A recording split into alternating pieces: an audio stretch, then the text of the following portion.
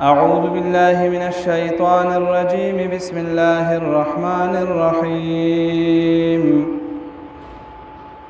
ولا تلبسوا الحق بالباطل وتكتموا الحق وأنتم تعلمون. وأقيموا الصلاة وآتوا الزكاة واركعوا مع الراكعين. صدق الله العظيم.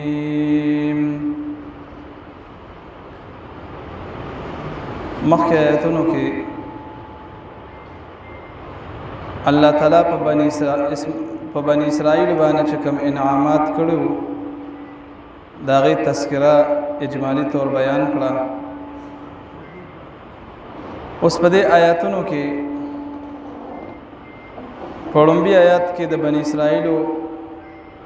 یو شرارت هغه ذکر کړي او په دویم آیات کې امر مصلح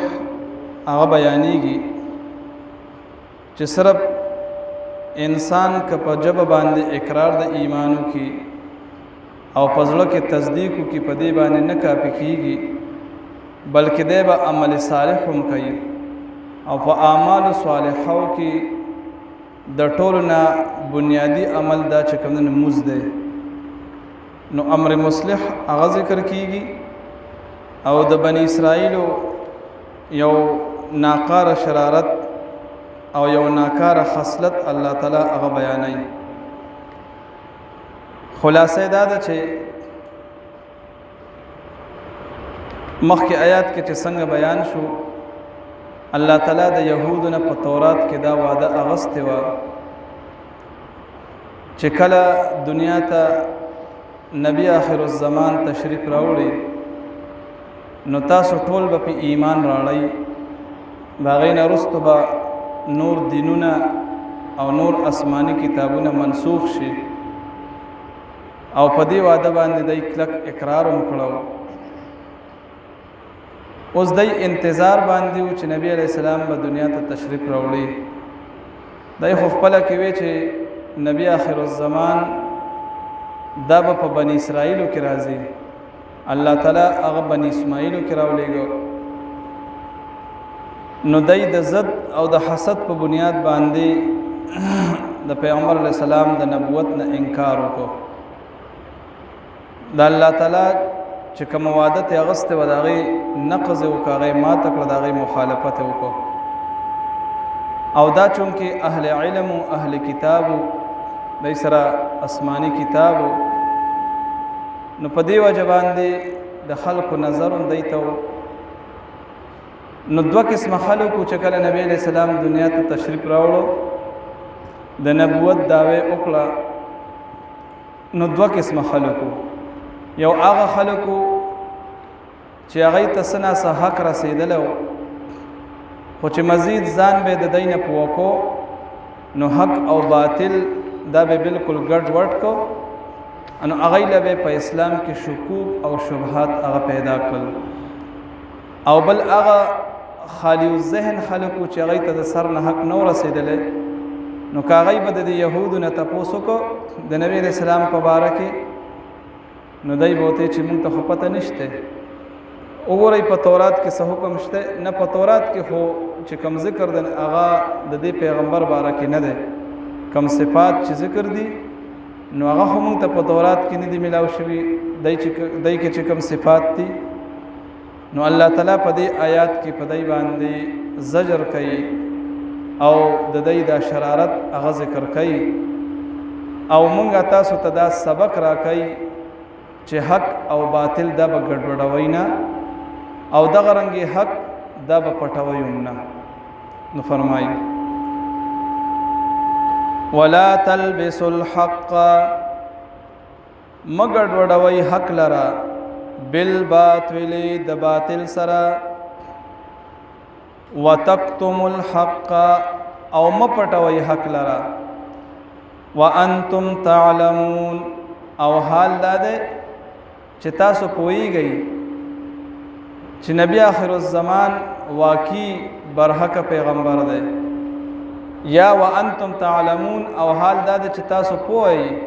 چې ان کتمان الحق وخلته جریمة کبیرة چې دا حق پټول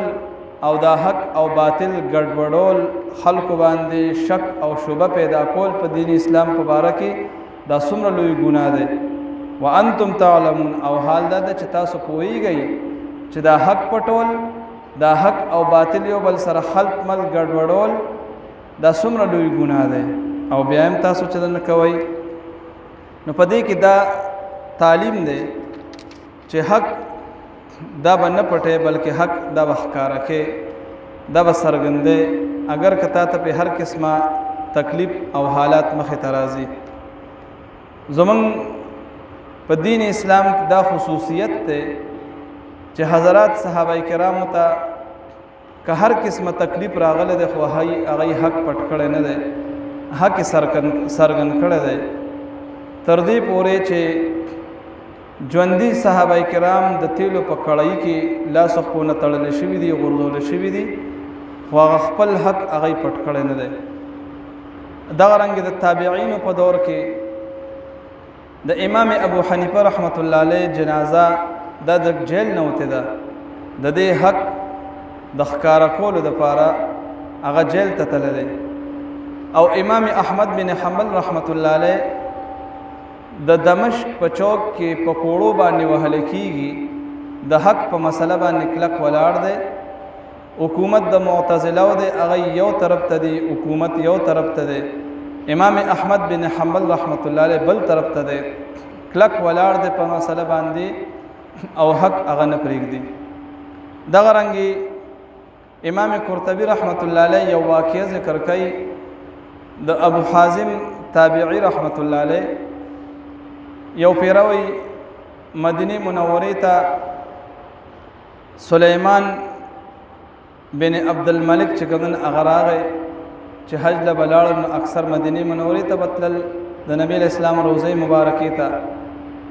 او چې الته بلاړ نو باچاهان دي خامخا خلق کول راتلل چې سلیمان ابن عبد الملک رحمت الله علیه مدینه منورې ته لاړ الته چې څومره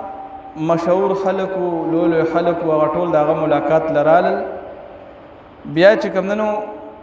تاسو که چې آیا دلته موجوده وخت کې په تابعینو کې څوک موجود شته نو خلکو ته وی چې او ابو حازم شته په تابعینو کې ابو حازم هغه پاتې ده نو هغه ته اطلاع وکړه ځکه باچای وختو چې هغه راغی دربار ته حاضر شو تاسو ته وکړه سلیمان بن عبد الملک چې ابو حازم ته ډېر زیات بے مروتی وکړه ګوره څومره خلک زما ملاقات لرالل او ته زما ملاقات لرانل ته دومره بې وفایي دې وکړه نو هغه ورته وایي چې ما خو بې وفایي نه ده کړې بې وفایي مې ځکه نه ده کړې چې د دې نه مخکې نه ما ته لیدلی نه مې در سره تعلق شته نه دې را سره تعلق شته که چېرې ستا یو بل سره زمونږ تعلق نو د حقوق العباد په بنیاد باندې به ستا ملاقات ته راغلی یم خو ستا او زما یو بل سره تعلق نشته په لومړي ځل ملاقات وشو نو څنګه ما بې وفایي وکړه سلیمان بن عبد الملک خاموش شو پوه شو چې اوهو دا غلطي مې وکړه او خپله غلطي هغه ومنله امام زهري رحمت الله علیه ته وویل چې او دا د غلطي وکړه بیا د خبرو انداز هغه بدل کو او ابو حازم رحمت الله علیه ورسره ناستو سلیمان ابن عبد الملک رحمت الله علیه ورته وایي چې موږ د مرګ نه ولې دوره یریږو ان هغه ته وایي چې ته د مرګ نه ځکه یریږي چې تا ځان له دنیا آباده کړې ده او آخرت ته روان کړی دی او قاعده دا ده چې سړی د آباد نه یو ویران ځای ته ځي نو خفه وي لکه یو سړی په بنګله کې اوسي هر قسمه سہولت هغه ته موجود وي او یکدم تا چې کوم هغه میرې ته وشړه په تمبو کې پاتې کېږي نو خامخا به هغه پریشانې نو تاسو ځان نه چې کوم دنیا آباده کړې ده او د دې آبادی دنیا او آخرت هم ځان روان کړی دی د آبادی دنیا نه چې کله تاسو غیر آباد ځای ته ځئ نو خامخا به تاسو ګبراویږئ نو ځکه تاسو د مرګ نه یریږئ بیا ورته ووایي چې کم انسان نیک عملی یعنی سلیمان بن عبد الملک و تخپل وی چې د الله تعالی په روان به حاضری زمونږ څنګه موږ ته به څنګه پته لګي چې زمونږ حاضری به څنګه کیږي. نو ابو حازم رحمت الله علیه وته وی چې کله د الله په دربار کې ته حاضرېږي او کته نیک عمل نو ته به داسې حاضرېږي لکه چې سړی د سفر نه واپس خپل کور ته راځي. لسته کاله مسافري وکړي د خپل کور ته واپس راځي، څومره خوشحاله راځي. نو نیک عمل انسان، پرهیزګار انسان دی به د الله تعالی په دربار کې داسې حاضرېږي لکه مسافر چې د خپل کور ته واپس ځي او څومره خوشحاله. او بدعمل انسان چې وي، ګناهګار انسان دی به د الله په دربار کې داسې حاضرېږي لکه چې غلام او نوکر د یو سړي وتښتي او خلک ولا راټینګ کی، چا د لاس نه نیولای، چا ولا لاس تاو کړی، چا د گریوان نه نیولای، څوک ته یو ځای نه سپېړو باسي، څوک د بل ځای نه. دغه سبب ګناهګار انسان پرشتو چا به د سرکونډي نه رانیولای، چا به لاس تاو کړی، چا به ته بیړای چولی او کوته کې او صوباړي ول رابغي او د الله په دربار کې به پیش کړي. بیا سلیمان چې کله دا جواب واورید نو په جړا شو، وکاش چې مونږ ته معلومه شي چې آیا زمونږه حاضری به د الله په دربار کې څنګه وي. نو ابو حازم ورته وی چې دا خو اسانه ده، ته خپل عمل په قرآن باندې پیش کا. کستا عمل د قرآن مطابق وي، خو خدا که قرآن مطابق نه نو مجرمي. نو هغه ورته وی په کوم آیات باندې به پیش کوو. نو ابو حازم رحمت الله علیه ورته وی چې ان الابرار لفی نعیم وان الفجار لفی جحیم. کم ابرار خلق چې وي دای به په نعمتونو کې وي، کم فجار او فساق چې وي نو دای به په جهنم کې وي. بیا سلیمان ورته وی چې د الله تعالی رحمت دا خو ډیر وسیع دی، ډیر لوی دی، په بدکارو باندې چې کوم الله تعالی خپل رحم کوي. نو هغه ته په جواب کوي چې ان رحمت الله قریب من المحسنین. د الله تعالی رحمت دا نیکانو سره دی. الله تعالی په هر چا باندې خپل رحمت نه کوي. د الله تعالی رحمت چې نږدې دی نو دا نیک عمل خلک چې کوم نیکان وي، پرهیزګار وي، هغه ته نږدې دی. بیا ورته وی چې د الله تعالی په بندګانو کې د ټول لوی عزت والا په دنیا کې څوک دی؟ وی هغه انسان چې هغه ته الله تعالی عقل سلیم ورکي، هغه خپل حق عقل د وحی تابع کی او د قرآن او د احادیث مبارک خپل ژوند تیری. دا انسان چې د الله په نزد ډیر معزز دی. ان اکرمکم عند الله اتقاکم. بیا ته تاسو کو چې د ټول نه بهترین عمل یعنی د ټول نه افضل عمل په اعمالو کې څه دی؟ د ټول نه افضل عمل وی دا چې ته واجبات او فرایض هغه پوره کوه او دغه رنګ چې کوم نو د حرامونه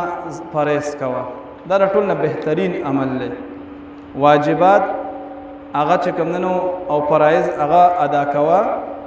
او د حرامونه چې کوم نو اجتناب کوه. د ټول نه لوی به افضل ترین عمل دا دی په دنیا کې. بیا ورته وی چې د ټول نه مقبول دعا چې کوم نن هغه کومه ده؟ د چا دعا زر قبلېږي؟ وی چې څوک په چا باندې احسان وکړي انو د محسن هغه دعا چې کوم نن هغه اقرب الی القبول. یو سړی د سره د خیر خوایي وکړه، احسان دی وکړو، په احسان کې د ټال مټول اونکو، هغه د په جتا اونکو، دا هغه زړه د خوشاله کو، دا هغه د زړه نه چې کومه دعا وزي دا الله تعالی ډېر زر قبلوي. بیا ته تاسو کو چې په خبرو کې یعنی کم کلام دا زیات افضل دی. انو هغه وته وی چې یو انسان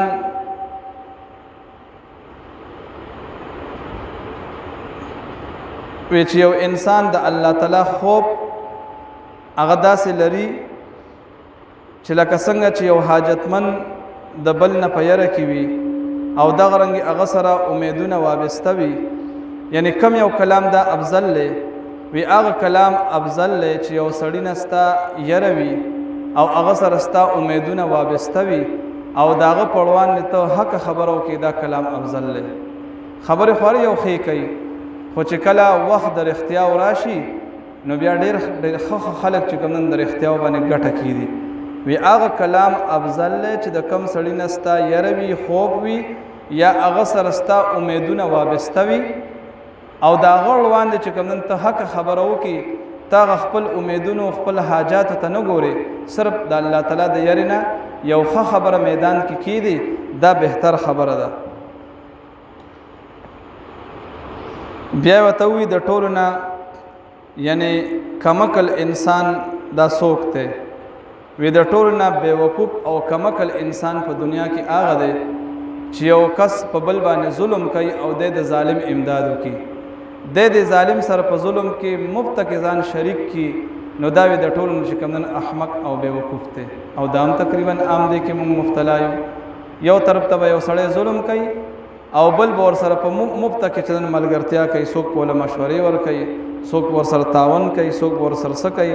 نو دا کمکل انسان د چې د بل په وجه باندې ځان خپل آخرت هغه خرابوي. بیا د دین رستو سلیمان بن عبدالملک ورته ووایي چې زمونږ په باره کې ستا څه خیال دی؟ نو ابو حازم ورته ووایي چې یاره په دې سوال کې ما معاف که او د دې جواب که زه در نه کړم نو هغه به بهتره وي. خو هغه ورته ووایي چې خیر څه نصیحت کلمه ضرور ووایئ. نو بیا ورته ووایي ابو حازم چې امیر المؤمنین ستاسو آبا او اجدادو د توري په زور باندې خلکو باندې تسلط حاصل کړی دی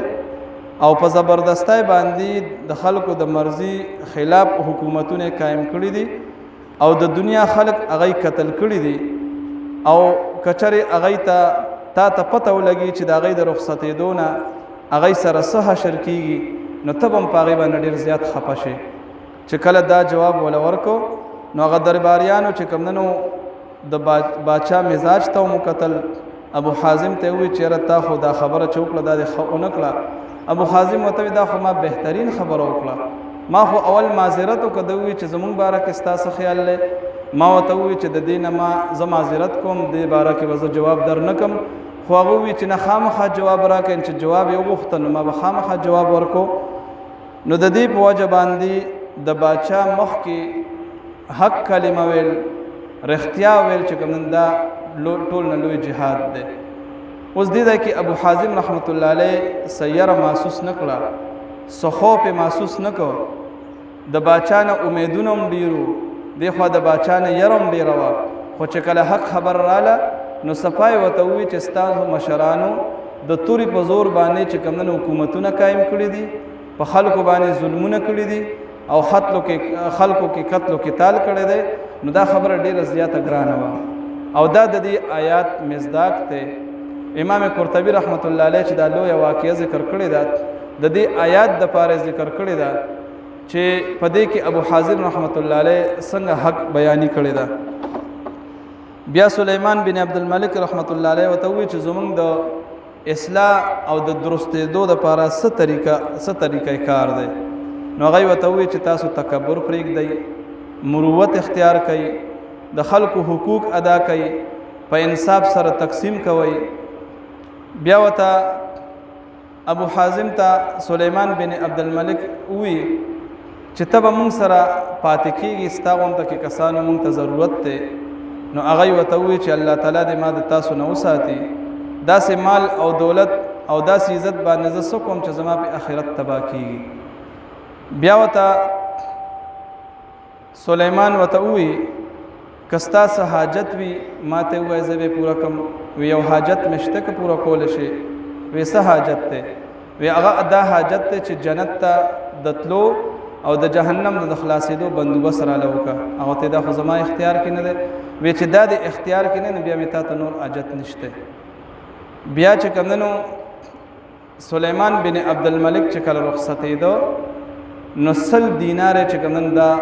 د چا په لاس ورته راولېږل نو هغه 100 دینار واپس ولېږل او یو خط ورسره ولېږل او دا ورته ووایي که دا 100 دینار ته ماله د خپل بیان معاوضه راکې د دې اجرت راکې نو دا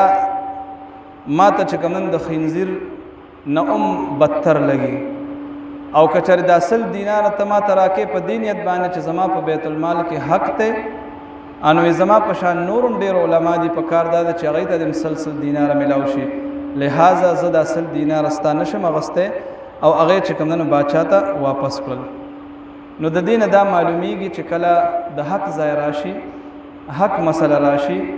نو بیا به انسان خپل عزت ته ونګوري او خپل مال او دولت ته ونګوري حق خبر به هغه ځای کې کوي او الله تعالی و بیا د هغه انسان امداد کوي لکه دا واقعه زموږ تاسو مخ ته شو او پدې کې مونږه تاسو ته یو لوی سبق ته او پدې کې چې کومنو د يهودو هغه خباثت او شرارت هم ذکر کیږي چې کله حق راغی دین اسلام راغی نور دینونه منسوخ شو نو بیا په کار دا چې يهود په پیغمبر علیه السلام باندې ایمان راړي دا قرآن تسلیم کی او خپل دین هغه د دین اسلام تابع وګرځي نو چون کې هغه د ایمان راړو په ځای چې کومنو هغه حق او باطل هغه یو بل سره ګډوډ کو خلط ملته راوستو نو الله تعالی دې دا کې دا غي هغه ناکاره خباثت هغه ذکر کو چې دا يهود دا خلط ملته وکړو نو دای په دې باندې پویدل چې دا یو عظیم ګناه ده خو بیا هم چې کومن د دنیا لالچ واغستل او په هغه بنیاد باندې د حق او باطل هغه یو بل سره ګډوډ کو نور پسې الله تعالی امر مصلح ذکر کوي او په ایمان راړو باندې صرف نخلاصيږي الله تعالی وایي ور سره به اعمال صالحه هغه به کوي په اعمال صالحو کې د ټولو نه افضل ترین عمل دا مز ده او چې کله د یو انسان مز چې کوم دا خشو او دا صحیح شو نو دا انسان دی به کامل شي ځکه الله تعالی وایي چې ان الصلاه تنهى عن الفحشاء والمنکر یقینا دا مز د منکون کې د ناروا او د بهای کارونه دا انسان د ناروا او د بهای کارونه منکای چې کله د انسان د مز دا په کمال باندې راشي دی کې کمال پیدا شي نو امر مصلح هغه بیانای نو فرمایي واقیموا الصلاه او قائم کای مزلرا نو دې کې لفظ د اقامت الله تعالی استعمال کړی دی او په تمام قران شریف کې الله تعالی چر دانه دی ویل چې وفعلوا الصلاه مزو کوي نه واقیموا الصلاه مز قائم کوي نو د مز د قائمولو تفصيلات هغه تیر شوي دي چې په جمع سره په خپل وخت تکبیر الله سره او دغه رنګي په مز کې پورا فرایض واجبات داغه شرایط او داغه د آداب او خیال ساتل دي ته اقامت د مز وي یعنی په خپل ټیم مسکول په جمع سره مسکول او دغه رنګي تکبیر الله سره اهتمام کول داغه د فرایض او د واجباتو د سنتو او د شرایطو د آداب او خیال ساتل په دې طریقې سره مسکول دا اقامت د مز ده کچره دا سيزونه په مز کې نه ویني دا مز کول دي خو مز قائمول نه دي او الله تعالی ته هغه مز پکار ده چې کم مز قائم شي چې کم مز او شي هغه وته نه ده پکار ځکه دا مز خبره ورشي دا مونږه تاسو چې کم مزونه کوو ځکه دې کې نه خشوع نه حضور نه پکې ادب وي نه پکې احترام وي او نه پکې چې کوم نو یعنی د شرایط پورا خیال ساتل شي دا سیموس چې کله برابر شي د اسمان نه واپس راوورځي ځمکه لراشي او د زړی ریخي په شکل کې د دې مزګزار مخ لراو بغي او بیا دغه موضوع تخیری کې چې خدای پاک ته وړو چو مال خو دې وړو چو زه خو د اسمان نه راوښتم نه بده کولم دوره د ذلیل کړم خدای دک څه ذلیل کا نو مونږه تاسو د مس خیرو والیو او چې کله صحیح طریقې سره سړی موضوع کې په موز باندې مهنت وکي موز نه بزان نه خلاصو بلکې په موز باندې بزان خلاصو بعد خلک د موز نه ځان خلاصي بس زر زر کتبه رشي لکه د کارغه ټونګي ولګي او د شادام دک څه لړل تپلو کې بیا موز کې لړل تپلو کې بس ځان خلاص کی 2-3 منټه کې 15 منټه کې اتنه حرکات نه ځان خلاص کی نو دا د ځان د موز نه خلاص کو یو په موز باندې ځان خلاصول دي چې دا مستد نجات سبب او ذریعہ وګرځي انو د دې د وجنا په موز باندې ځان خلاصول دي او چې کله په خطر طریقې باندې یو سړی موز وکي نو دک موز چې کومنه د بر اوخیږي د ډېر استقبال وشي د اکرام احترام وشي نو دا موز بیا د دعاګانې کوي چې څنګه مال عزت راکو زما د احترام کو تک سه د الله تعالی عزتمن کا نو کله په موز باندې مهنت وشي داغه پریکټیس وشي په صحیح طریقه باندې موز ادا شي نو دغه موز د انسان د اصلاح سبب او ذریعہ وګرځي دغه موز بیا انسان د ناروا ادب بهای کارونه هغه منع کوي نو ځکه الله فرمایي واقیموا الصلاة او قائم کئ مزلرا وآتوا الزکاة او ورکوي زکات لرا ورکعوا مع الراکعين رکوع کوي د رکوع کوونکو سره. اوس الله تعالی وی رکوع کوي د رکوع کوونکو سره، یعنی مطلب دا دی چې په جمع سره مسکوي ځان لمز دا بنا که یو ځای کې په جمع باندې پابندي ولګي چې جمع به نه کیږي، جمع سره به مز نه کیږي، نو په دغه مسلمانانو باندې دا لازم دي چې دوی به میدان جهاد ته راوځي او د دې باره کې به جهاد کوي چې د جمع د مز د پابندي ختم شي. جمع سره مز دا ضروری دی چې جمع وشوه په محله کې د ټولې محلې غاړه خلاصه شوه. اوس که چا جمع سره مز اونکه ځان نه وکړو وشو، خو جمع ضروری ده. که جمع اونه شوه جمع باندې پابندي ولګېدل ټوله محله دا مجرمان دي، او چې جمع وشوه په محله کې د ټولې محلې غاړه پې خلاصېږي. بل جمع سره چې یو سړی موضوع کې نو 29 درجې افضل د ځان له مز نه. ځان لکه یو سړی 100 رکاته وکړي نو جمع سره د مز یو رکات ته هغه 100 رکاته نه رسي. نو د دې د وجې نه په ځان باندې لږ تکلیف تېرول پکار دي. سحر خصوصا را پاسېدل پکار دي. سحر وخت کې دا بدن بالکل دلیږي، خو دې خو د الله تعالی حکم متوجه دی. که ځان له سړی 100 پیرې موضوع کې 100 پیرې څوک مز کولی شي؟ ټوله رس کې یو مز 100 پیرې څوک نشي کولی، د جمع یو رکات ته نه رسي. نو پکار دا ده چې موږ تاسو په ځان باندې لږ تکلیف تېرو او دا د الله تعالی حکم ګڼو. انشاءالله دا به زموږ ستاسو د نجات سبب او ذریعه ګرځي چې د جمع اهتمام کوو. نو ځکه الله تعالی وایي چې ورکعوا مع الراکعین. او په مز کې د رکوع ذکر یې ولې وکړو؟ دا یې ونه وایي چې واسجدوا مع الساجدین، د رکوع تذکره یې وکړه. نو د دې نه دا معلومیږي چې د یهودو په مز کې کتابونه لیکي چې د یهودو په مز کې رکوع نه وه، سجده پکې وه خو رکوع پکې نه وه. نو په دې کې دې یهودو ته دا یو دعوت دی، دعوت الی الایمان، چې ورکعوا مع الراکعین ای صلوا مع المصلین، یعنی تاسو مزو کوي د مز کوونکو سره، یعنی د صحابه سره په جمع کې شریک شئ، د نبی علیه السلام په اتباع کې خپل مزونه راولئ. نو جمع په جمع سره مز کول. نو د رکوع ذکر یې ځکه وکړو چې په دې کې یهودو ته دعوت دی چې او یهودو تاسو چې کوم اسلام راوړئ او د مسلمانانو په شان مزو کوي. ستاسو دا مز چې کوم دا قابل قبول اوس نه دی، ستاسو دین منسوخ شو، اوس اسلام راوړئ او د مسلمانانو دا مز او د مسلمانانو د عبادت دا اختیار کوي. بیا ورته وکړئ ولا تلبسوا الحق او مګډ وړوئ حق لرا بالباطل د باطل سره، ولا وتكتموا الحق او مپټوئ حق لرا وانتم تعلمون او حال لا چې تاسو پوهیږئ. واقیموا الصلاة او قائم کئ مز لرا وآتوا الزکاة او ورکوئ زکات لرا ورکعوا مع الراکعین رکوع کوئ د رکوع کوونکو سره.